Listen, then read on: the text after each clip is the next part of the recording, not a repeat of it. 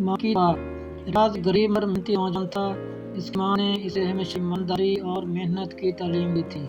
وہ دن رات مزدوری کرتا تاکہ اپنی ماں کا سہارا بن سکے۔ ایک دن اسے ایک بڑی کمپنی میں نوکری کی پیشکش ہوئی،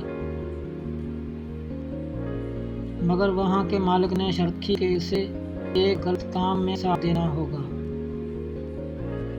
ریاض سوچ میں پڑ گیا۔ اگر وہ یہ نوکری لے لیتا تو اس کی ماں کو اچھا گھر، اچھا کھانا اور آرام مل سکتا تھا، لیکن یہ کام ایمانداری کے خلاف تھا۔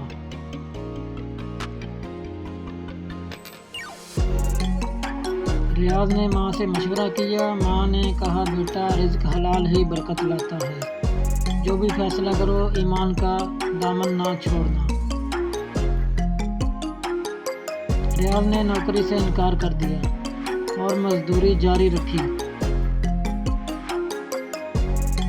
کچھ ہی دن بعد ایک ایماندار تاجر نے اس کی محنت اور سچائی دیکھ کر اپنی کمپنی میں اچھی تنخواہ پر ملازمت دے دی۔